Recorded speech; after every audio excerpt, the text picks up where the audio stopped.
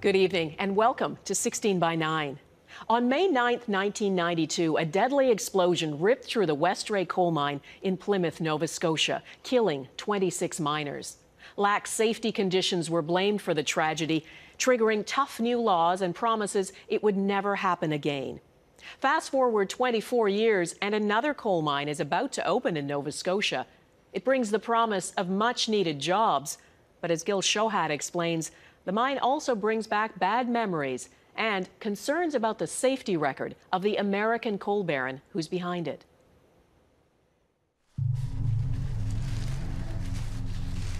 The soil of this place is pretty much my ancestors. I mean, the graveyards that lay at the top of our mountains that's my ancestors that lay in those graveyards. My family initially settled this valley during the forced removal of the Cherokee. The women and children in my family followed the rivers to their headwaters. My family has been in this valley since the 1700s. Maria Ganoe's people have known these mountains, ravines, and ridges for generations. My grandfather's full-blood Cherokee. He didn't talk a whole lot, but when he did, people listened. And they upset him. My grandfather spent his last days worried about what they was going to do here. Maria says everything changed in 2000 when a mining company came onto her land and wanted access to a piece of her property. And it all washed away with Chris Klein's mess. They planned to build a strip mine behind the family's hollow. And that worried her grandfather. Me and men didn't come in here for nothing, he said. They come in here for a reason. He said, he called me Sissy. He goes, Sissy, I don't know what's going on. He said, but it's going to be a hard fight if they come in here on you. Maria was determined to keep all her land, and that's when her battle began. I ain't afraid of nothing. And I told him, I said, there's nothing here for sale, nothing. And there's nothing here for sale. You can't put a price on it. But Maria couldn't stop the men from going around and working the land behind her home. Their prize was the coal buried near the top of the mountain. Like in other places in West Virginia, they stripped the hills bare and brought heavy machines that ripped tons of earth off the land and pushed it into the valley. They also built ponds meant to hold back the debris. Those ponds failed. We got a 4-inch rainfall, and it nearly washed me and my children away. Maria Ganoe was supposed to be protected. She was downstream. Jack Spadaro, once a top U.S. government mine safety official, is now a critic of the industry. When the water hit that slope of that fill, it just washed everything out, destroyed Maria's barn, almost destroyed her house. Maria says her land was left befouled and polluted. Where is the prosperity that was promised from all of this? She blames this man who built the mine for destroying her property. His name is Chris Klein, a coal magnate who's been dubbed the king of coal. Klein made some of his money by leveling mountaintops to heaps of gravel and extracting the coal inside. Maria sued the coal company that ran the mine behind her hollow. Chris Klein promised his employees and our county prosperity from his mining operation. There is no prosperity, nothing but poverty and anguish and broken bodies and poisoned land. In fact, his mine violated the law while it was in operation. Spadaro testified for Maria in her case against the coal company. The true cost is being borne by people like Maria Ganoe downstream. The company denied responsibility, saying they conduct their mining business in accordance with all applicable laws and regulations. Maria's case was settled out of court years later. Klein eventually sold the mine. Years after that sale, the land is still being reclaimed. Maria says she can't drink her well water because of the waste released by the mine. The groundwater especially has been contaminated by this mine drainage. In the hills and hollows of West Virginia, Poverty is a disease that goes back generations. Well-paying coal jobs were always the cure. The need for jobs is overriding the kind of caution that one should have in mining in certain areas. That gave coal bosses enormous leverage. Coal barons have been around since God was a boy. In the 1990s, Davitt McAteer was America's top mining inspector, running MSHA, the Mine Safety and Health Administration. His job was to make sure those barons followed the rules and did not abuse their power. Typically, it's a one-horse economy, and that one-horse economy leads to people sort of getting an attitude that they can, in fact, operate in the fashion that they like to. And since they're driving the jobs in these communities, they can get away with that. One coal boss that Davitt kept a close eye on in the 1990s was Chris Klein. They operated close to the margin. They pushed the envelope. They ran in understaffed capacity in order to make their economics go right. According to critics, Klein kept pushing that envelope in the 2000s when he relocated much of his coal operation from West Virginia to Illinois. There were a number of accidents which suggest that, in fact, they were not taking care of prevention steps, steps to avoid accidents, and spending the money that you need to spend on prevention. Coal mining is a dangerous job, and coal miners know what can happen when safety is ignored. The accidents don't occur to the operator, the accident occurs to the miners. The key was for mine owners to follow the rules.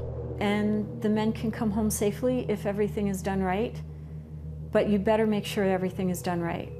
And that's no shortcuts. There's no shortcuts in mining.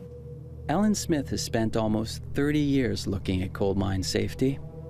She's documented many tragedies that happen when things go wrong. This business is deadly serious. Everybody's dead. When you have explosions of this size, it literally sucks the air out of their lungs. These miners aren't going to survive. Coal contains methane, and when you cut up coal, it releases two things: methane and coal dust. It's an explosive mix. It can blow up, and does.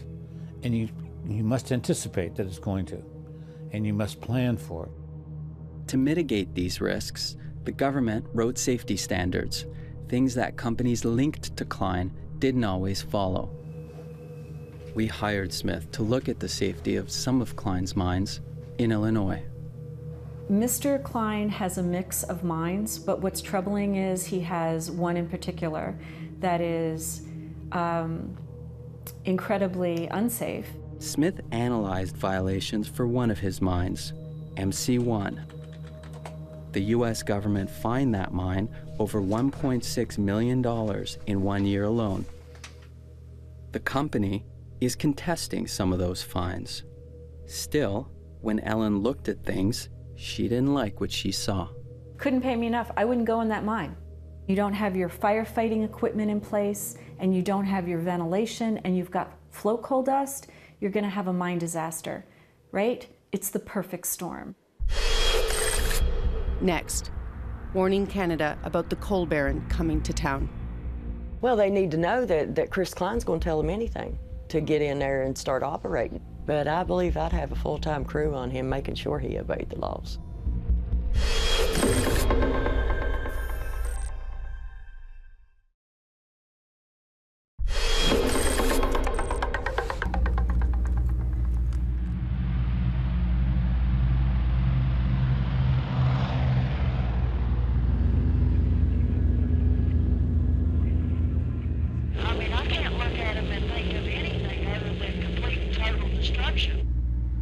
From thousands of feet in the air, it's easy to see how industry has replaced nature.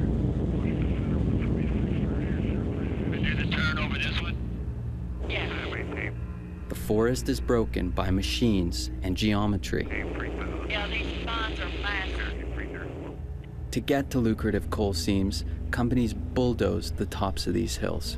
In some cases, that's meant polluted streams and flooded land. It's just not the way that you do business. It kills the land, kills the water, it kills the people too. Maria Gannot blames coal magnates like Chris Klein for destroying mountains near her land. She's lived with the consequences of mountaintop removal mining and is now fighting to save these hills.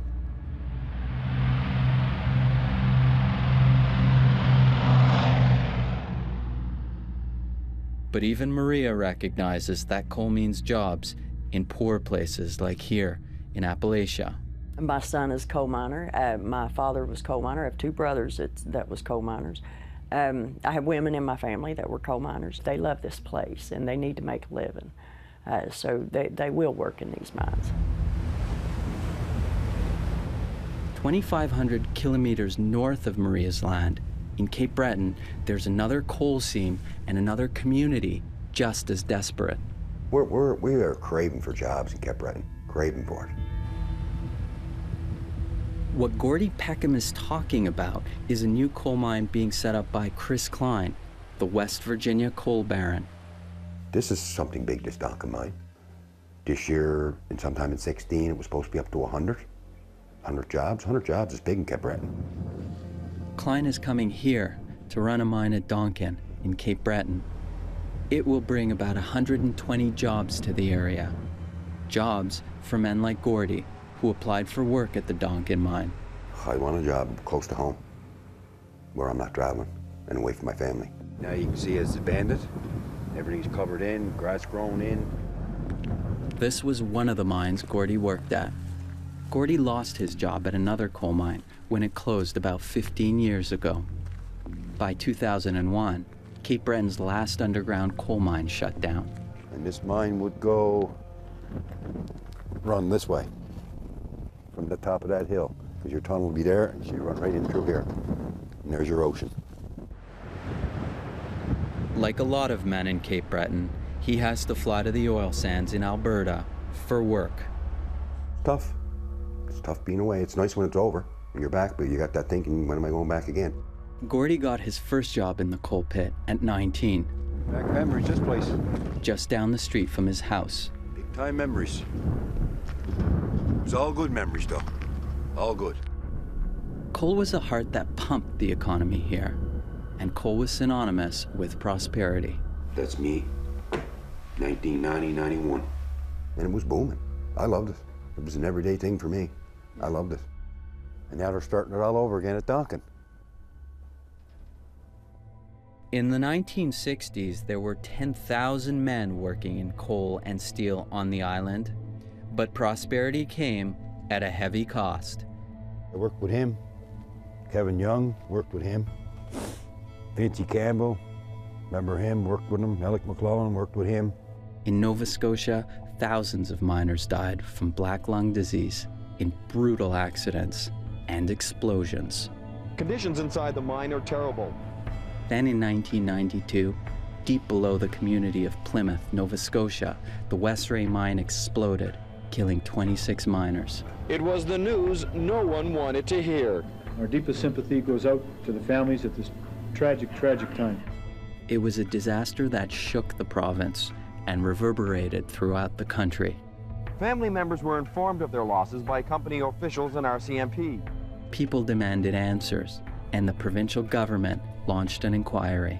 Today, Nova Scotia Premier Don Cameron, whose riding includes the Westray mine, said he too was devastated by the loss. That inquiry found the company acted recklessly, displaying arrogance and cynicism, relentlessly pushing production over safety. And like so many disasters before Westray, it said the 26 deaths were preventable. And on behalf of the province of Nova Scotia, I officially apologize for any role government may have played. As a government and as a fellow Nova Scotian, we are deeply sorry for the Westray disaster. It should never have happened, and while we can't change the past, we can change and will influence the future. What the government said there in their report on Westray is that this was preventable. If you apply good mining principles, you could prevent it. Knowing what you know about the Klein operation now and the Donkin operation, how worried are you of another Westray? The fact that there have been 92 violations for one mine in 2 years for that same kind of basic maintenance problem, coal dust, suggests one ought to be concerned. We asked the Nova Scotia government whether they are concerned about Chris Klein and the Donkin mine. We have to get these workers home safely. That's paramount for us. The Provincial Minister of Transportation, Jeff McClellan, is the point man on many issues related to the mine. We can't shirk any of the rules. We're not going to bend anything in any respect whatsoever. We've got to know that the Donkin mine is safe. That's our focus. The government hired a consulting company to look at the mines linked to Klein. 16 by 9 obtained an exclusive copy of that report. Its conclusion, quote, Klein Group appears to be a reasonably good candidate for successfully developing, then safely and efficiently operating the proposed Donkin project. But Smith says the report didn't focus enough on Klein's worst violations, and for Smith, that made for a very flawed review. That is not due diligence. If I'm an insurance company and I want a due diligence report, darn straight I want to know the worst. I want to know what they did because I'm going to ask questions. I can honestly say I don't think proper due diligence was done in this case.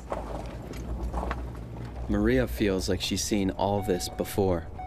Well, they need to know that Chris Klein's going to tell them anything to get in there and start operating. And once he gets in there and starts operating, they're going to regret it because, I mean, he'll do anything to get his foot in the door. And when he gets his foot in the door, everybody step out of the way because he's going to do what he wants. He might obey the laws, or he might seem like he's going to obey the laws. But I believe I'd have a full-time crew on him making sure he obeyed the laws. Klein's company is bringing a team of people to Cape Breton to help manage the Donkin mine. 16 by 9 learned one of those people is this man, Chris Blanchard. Blanchard has a questionable history of his own.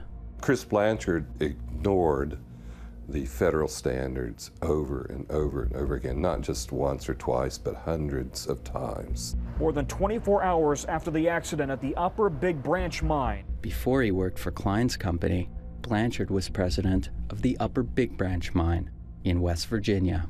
In 2010, that mine exploded, killing 29 miners. In that mine, the coal dust was not collected and removed from the mine. And that's what caused that incredibly powerful explosion. Train rails that go back in look like they've been twisted like a pretzel. McAteer was appointed to investigate that explosion. It blew up with such force that when we investigated underground there, the level of forces was something I'd never seen. He would tell them that he needed to shut down the shift for the safety of his men. Judy Peterson's brother worked at Upper Big Branch. Through the power of intimidation, they could ask him to do things that he did not feel that was in the best interest of the people under his care. He was one of the 29 miners who died at the Upper Big Branch explosion. What was a rescue mission had officially become a recovery operation. My brother's body was mangled in such a way that I did not recognize him. Every single bone was crushed. That's what they gave us back. Chris Blanchard is the person who was most responsible for that blow-up because he continued operating that mine in an unsafe manner, even though he had been warned repeatedly. Chris Blanchard cut a deal and was never charged in relation to the Upper Big Branch disaster. His boss in that case is facing a year in prison. During the trial, Blanchard denied breaking the law, but admitted his company was cited for hundreds of violations, most of which were preventable. Does the name Chris Blanchard mean anything to you? Yes. You met him? I have, yep. Who is he? One of the many Klein representatives that I've come across in the, I guess, couple of years now that they've been here on the ground in Cape Breton. Do you know his background? Yes, I've obviously read some of the things that have been online about him. Read that he was part of, he was a mine manager, had a role with an explosion in the U.S. The Upper Big Branch explosion. Okay. Do you know what his role was? I don't. Part of his role was he was in charge of ventilation. Okay. Is it a problem for you that somebody that was involved with ventilation at Upper Big Branch, and one of the reasons the mine exploded was because the ventilation wasn't working properly? Right. Look, I don't know what his role is on the ventilation conversations. I don't know what his role is whatsoever at Donkin Mine at this point. I have to trust the system we have in place and the mechanism for ensuring that safety. We went back to the government of Nova Scotia, but they wouldn't tell us what Blanchard's role is at the Donkin Mine. They did tell us that he is not involved in day-to-day operations. We reached out to Chris Blanchard, but never heard back. So we went back to the man who owns the mine, Chris Klein, to ask about his safety record and about Blanchard. Klein denied our interview request. Then, just days later, Blanchard resigned. This mine has been approved, right? So my question would be, what are you going to do to make sure you do not have the violations in that mine that we see here in the U.S.? So we went back again to the government to put that question to them about Chris Klein's safety record. There will be no mining at Donkin until it can be done safely.